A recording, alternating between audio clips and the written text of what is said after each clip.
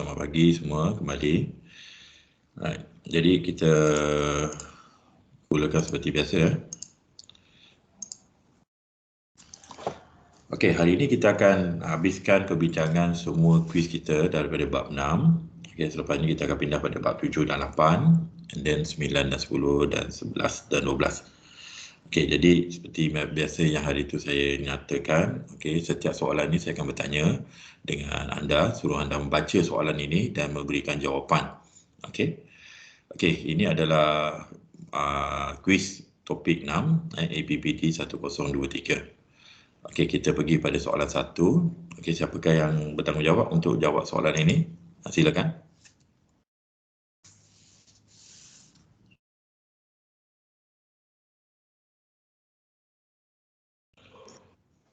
Saya doktor.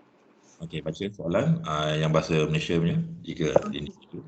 Jika individu meningkatkan kadar faedah dijangka, permintaan wang spekulasi akan beralih ke bawah dan penawaran wang akan kekal tidak berubah. Okey, maksudnya anda memilih jawapan yang pertama. Ya, pertama. Okey, terima kasih. Right. Okey, nanti kalau ada apa-apa saya akan tanya kepada anda dan juga rakan-rakan anda. Okey, jika anda melihat di sini, okey, pertama dia kata sekiranya kadar faedah yang dijangka meningkat. Okey, kadar faedah yang dijangka meningkat, permintaan wang spekulasi. Jadi permintaan wang spekulasi adalah simbol seperti berikut, akan, dan penawaran wang iaitu simbol dia adalah seperti berikut, akan. Okey, jadi kalau soalan begini anda boleh buat rajalah untuk memahami keadaan tersebut. Kalau kita tahu bahawa MDS adalah dia adalah bercerun negatif, yang mana dengan antara kadar bunga dan juga kuantiti wang. Manakala MS untuk Keynesian adalah kelutnya kelutnya adalah menegak, yang hanya ditentukan oleh Bank Pusat, iaitu dari segi kadar bunga juga dan kuantiti wang. Apa yang kita nampak di sini ialah dia akan beralih ke bawah. Kalau kita lihat kadar faedah yang dijangka mempunyai kesan kepada individu terhadap permintaan wang spekulasi.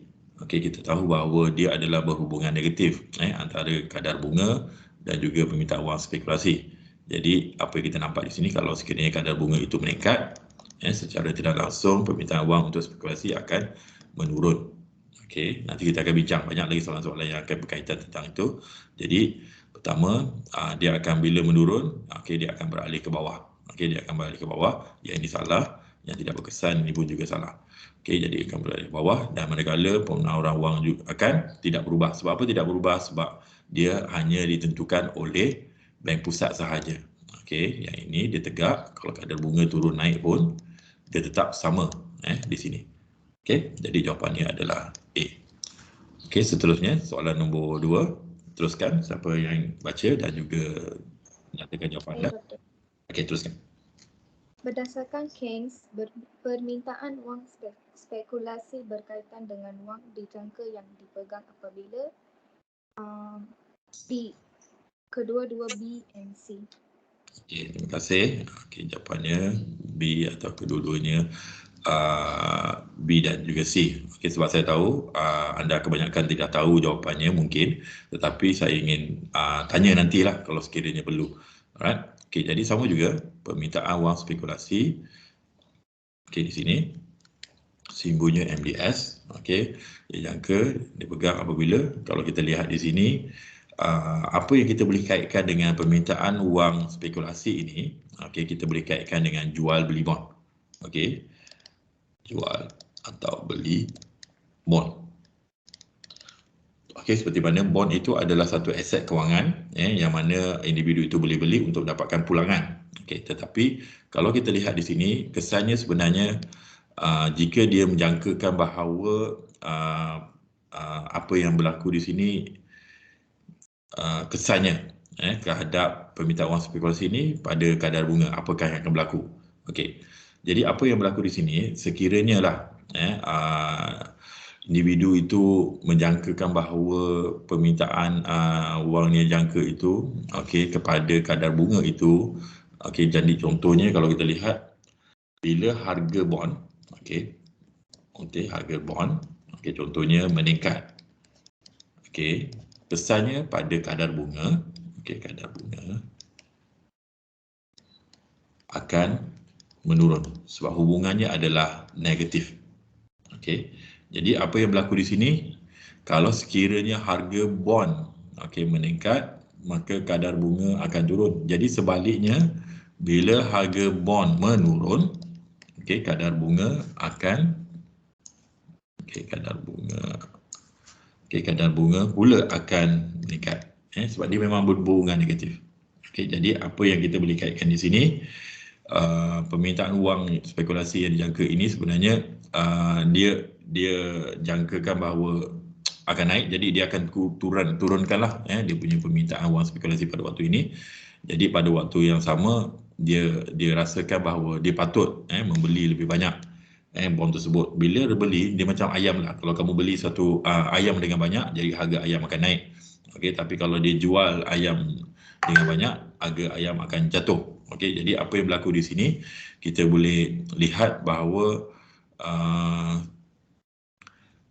tindakan dia sebenarnya bukan belilah, dia akan jual sebab ini jatuh kan. Dia akan jual.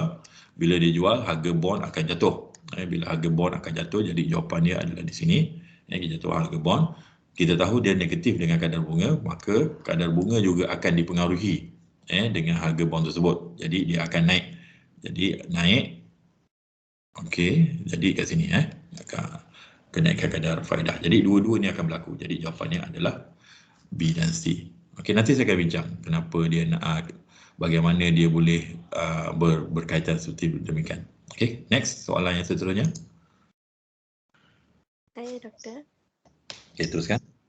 Berdasarkan modal pasaran wang Keynesian, penawaran wang ditentukan oleh bank pusat. B. Penawaran wang. Terima kasih. Jadi dalam Keynesian, keluk permintaan wang dia, penawaran wang dia adalah yang seperti kata vertical, menegak. Jadi dia tidak dipengaruhi oleh kadar bunga. Kadar bunga naik atau turun sebab dia paksi dekat sini R, kadar bunga. Di sini adalah kuantiti wang. Jadi kalau kadar bunga naik turun pun dia tidak akan berubah sebab kadar bunga ni hanya mempengaruhi permintaan wang nanti. Jadi siapa yang menentukan penawaran wang ini? Sebenarnya ada satu agensi kerajaan yang dipanggil sebagai bank pusat. Bank pusat, yang mana bank pusat ini di Malaysia dipanggil sebagai Bank Negara Malaysia. Mereka ini mempunyai kuasa yang diberikan, diturunkan oleh kerajaan untuk mempengaruhi penawaran wang. Bagaimana dia mempengaruhi penawaran wang? Contohlah kalau jika berlakunya inflasi, jadi mereka terpaksa akan menurunkan penawaran wang yang ada di dalam tangan rakyat, maka di sini akan menyebabkan permintaan bagi barang-barang seperti rumah, barang-barang makanan dan sebagainya akan jatuh. Bila permintaan semua itu akan jatuh, ini menyebabkan harga akan mula jatuh. Itulah cara untuk mengatasi inflasi. Selalunya penawaran wang ini dikaitkan dengan apa yang dipanggil sebagai dasar kewangan, monetary policy. Dasar kewangan atau dasar monetary, ada banyak cara. Antaranya adalah, kalau kamu pernah ingat, antaranya iaitu kadar reserve. Kadar reserve ataupun nisbah reserve. Nombor 2, jual beli bond. Jual beli bond yang kita panggil sebagai operasi pasaran terbuka. Yang ketiga ialah kadar diskaun. Kadar diskaun ataupun dipanggil sebagai kadar bank. Iaitu pinjaman kadar bunga yang diberi yang dikenakan ke atas pinjaman kepada bank-bank dengan bank pusat. Jadi dia sangat dipengaruhi oleh bank pusat. Jadi jawapannya adalah yang kita andaikan dia B lah. Next. Saya Doktor. Baca. Dalam model Keynes, lain-lain adalah tetap, tingkat pendapatan lebih tinggi. Jawapan dia meningkatkan permintaan wang dan meningkatkan kadar faedah. Terima kasih. Alright. Jadi kalau kita lihat soalan dia kata bahawa lain-lain tetap jika pendapatan adalah lebih tinggi. Jadi Y lah, pendapatan negara adalah lebih tinggi. Okey, apakah kesannya kepada di dalam soalan bawah ni kebanyakan dia mengaitkan dengan permintaan wang, kepada tabungan dan sebagainya. Okey, kita tahu bahawa kita lihat di sini pendapatan ni sebenarnya adalah satu faktor yang mempengaruhi permintaan wang. Okey. Permintaan wang ni dalam makroekonomi diterbagi pada 3 jenis. Okey, permintaan wang untuk transaksi atau urus niaga, berjual beli barang. Permintaan wang untuk awasan, okey, iaitu untuk saving, dan juga permintaan wang untuk spekulasi. Okey, untuk kedua-dua ni, okey, bila pendapatan meningkat, kedua-dua ni akan naik. Okey, transaksi dan juga awasan akan naik. Contohnya, banyak duit, banyak gaji, banyaklah kamu belanja. Ini yang pertama, transaksi. Okey, kadang-kadang bila banyak duit, banyak gaji, kita akan banyak simpan. Jadi awasan. Okey, ini adalah saving, awasan, dan ini adalah perbelanjaan lah, bila kamu belanja. Tapi yang ini pula kamu beli bond. Okey, beli bond atau beli aset ni hanya dipengaruhi oleh kadar bunga saja. Jadi bukan pendapatan. Okey, jadi apa yang kita nampak di sini, jika pendapatan meningkat, maka permintaan wang akan meningkat. Permintaan wang. Okey, permintaan wang, mahdi demand. Okey, yang ini kita tak ada kaitkan dan yang ini kita tak ada kaitkan. Okey. Jadi meningkatkan permintaan wang, kedua-duanya betul. Okey, sekarang ni permintaan wang meningkat, jadi apa yang berlaku? Kita kena lukislah, sebab dia kena lukis. Okey, yang ini permintaan wang. Okey, yang ini adalah penawaran wang. Okey, ini adalah keseimbangan asal. Ini kadar bunga asal. Okey. Jadi apa yang berlaku di sini? Kalau sekiranya pendapatan meningkat, okey, permintaan wang sebenarnya akan beralih. Lihat dalam nota kuliah lah, ada ceritakan. Jadi kadar bunga akan meningkat. Jadi jawapannya peningkatan kadar bunga. Jadi jawapannya yang inilah.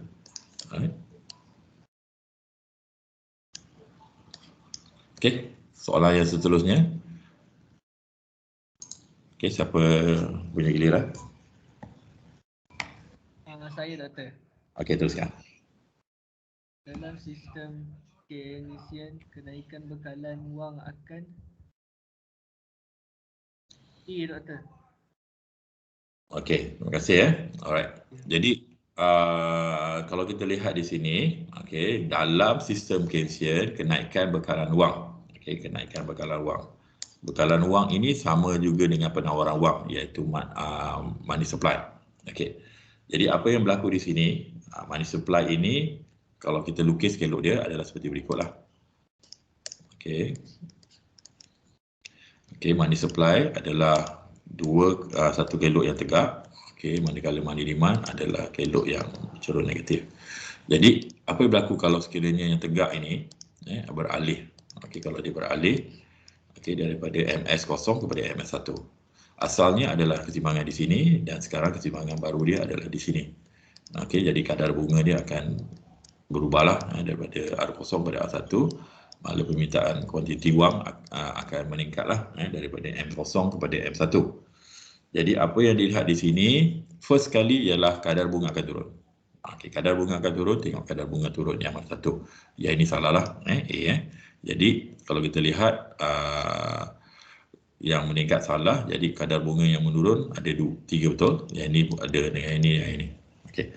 Sekarang seterusnya dikata berkaitan dengan aggregate expenditure ataupun dipanggil sebagai perbelanjaan agregat. Okey, sebenarnya ada satu lagi kelok yang ada selepas kesan daripada sini, iaitu pelaburan. Okey, pelaburan. Okey. Pelaburan ini sebenarnya sangat berkaitan dengan kadar bunga. Okey, kalau kadar bunga telah menurun, secara tidak langsung pelaburan akan bertambah. Okey, kadar bunga turun, pelaburan bertambah. Okey, kalau kamu ingat apa yang saya nyatakan beritahu, kadar bunga ini merupakan kos pinjaman. Okey, kos untuk loan lah. Selalunya loan ini digunakan oleh firma-firma untuk membuat pelaburan. Okey, kenapa? Sebab kita beli rumah, okey, kita bina kilang, kita beli mesin, ini semua adalah pelaburan yang dibuat oleh firma. Selalunya pembelian barang-barang yang besar ini yang dipanggil sebagai aset tetap ataupun dipanggil sebagai aset yang mana dalam jangka masa panjang ini akan berubah. Jadi pelaburan ini akan meningkat kalau jika kadar bunga akan turun sebab kos loan rendah kan. Okey, jadi hubungannya adalah negatif. Okey, negatif jadi kelok dia adalah seperti berikut. Okey, ini kelok pelaburan, maka bila kadar bunga turun daripada R0 pada R1, jadi pelaburan akan bertambah daripada R0 pada R1. Okey, pelaburan ini akan mempengaruhi ekonomi dari segi aggregate expenditure. Sebab dalam aggregate expenditure dia ada komponen-komponen C, consumption, ada I, investment, ada G, government expenditure, ada export dan juga import. Jadi apa yang berlaku di sini, kalau sekiranya pelaburan bertambah, pelaburan meningkat, ini menyebabkan AE akan meningkat sebab AE ni maksudnya aggregate expenditure, perbelanjaan keseluruhan ataupun perbelanjaan aggregate.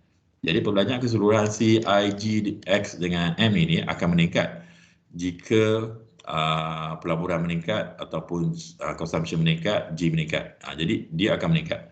Bila AE akan meningkat, perbelanjaan aggregate meningkat, kita tahu dia juga dalam makroekonomi adalah pendapatan negara. Jadi dua-dua perkara yang sama. Okey, kalau kamu ingat dalam bab 2, mengukur pendapatan negara ada 3 pendekatan. Kaedah perbelanjaan, kaedah pendapatan dan juga kaedah keluaran atau produk. Jadi 3 benda ini adalah sama. Perbelanjaan juga pendapatan, sebab pendapatan yang kita dapat dia akan belanja ini akan menjadi adalah belanja ke atas produk. Jadi benda ini adalah 3 pendekatan yang sama, jadi nilai akan sama. Jadi kalau AE meningkat, pendapatan negara meningkat. Okey, sebenarnya ini ada rajah. Nanti saya akan terangkan rajah ini pada kemudian.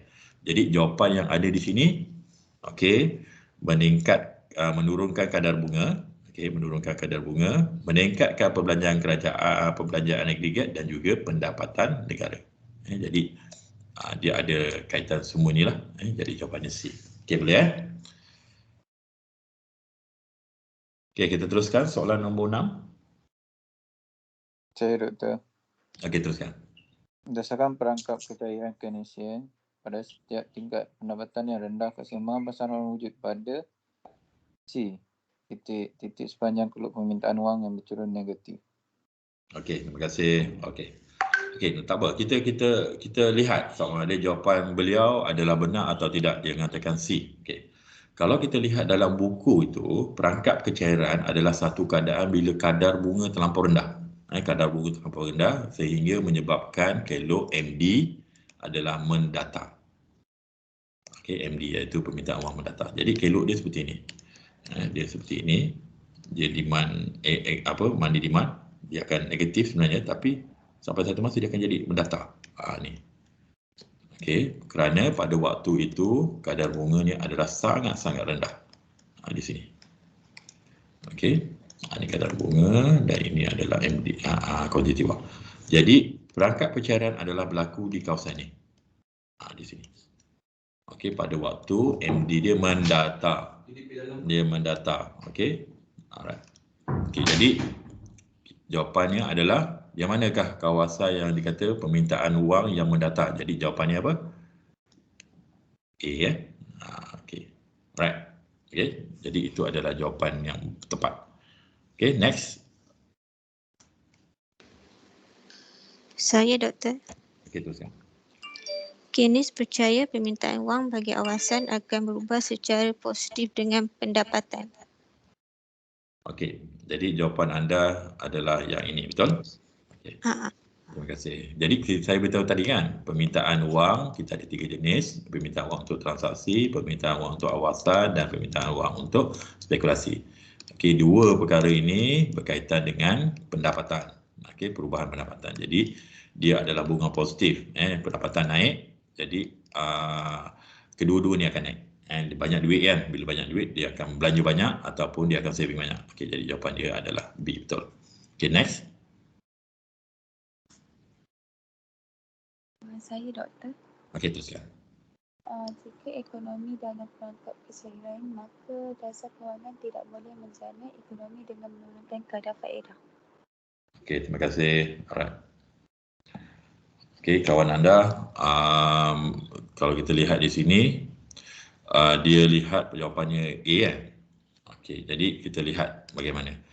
Okey, sebenarnya kalau kita lihat B, Doktor. Oh, B. Oh, okey, sorry. B. kalau kita lihat bahawa liquidity ini ada kaitan dengan permintaan wang. Permintaan wang ini sebenarnya berada di dalam pasaran wang. Pasaran wang. Pasaran wang ini adalah MD sama dengan MS. Yang saya lukis sebelum-belum inilah. Jadi MD MS ini, okey, dia lebih berkaitan rapat dengan keluk LM, pasaran wang. Keluk LM ini sangat terkesan dari segi dasar kewangan. Okay, jadi dasar kewangan ini sama ada dia efisien atau tidak. Okay, jadi keadaan dia seperti ini. Okay. Kalau kita lihat di sini, MD dia adalah pada waktu yang mendata. Di sinilah liquidity. Okay, mendata. Bila mendata bermaksud kadar bunga akan maintain sampai sini. Kalau you naikkan macam mana pun, MS ini, contoh MS adalah penawaran wang jika ada berlakunya dasar kewangan, okay, yang mengembang. Okay, jadi MS akan ke kanan, maka kadar bunga tetap sama.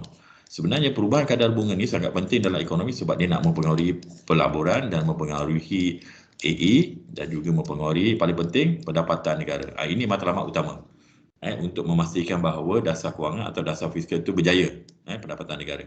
Sekarang ni kalau kadar bunga tidak berubah bermaksud pelaburan tidak berubah. Jadi tidak berkesan lah. Okay, bila tidak berkesan sebab kita lihat bahawa jawapannya adalah lebih tepat yang B ni.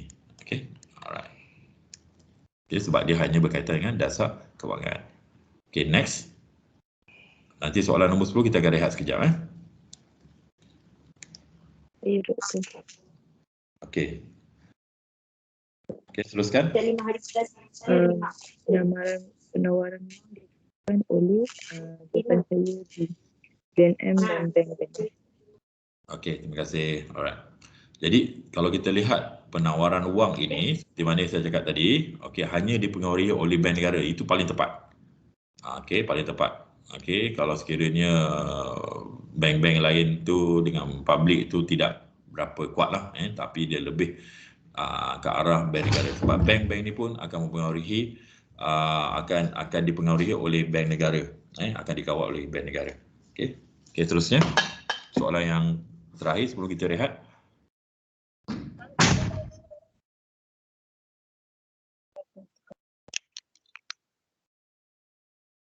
Okay, giliran siapa? Sebab ada sebahagian pada kawan kita tak ada. Takut dia tak ada.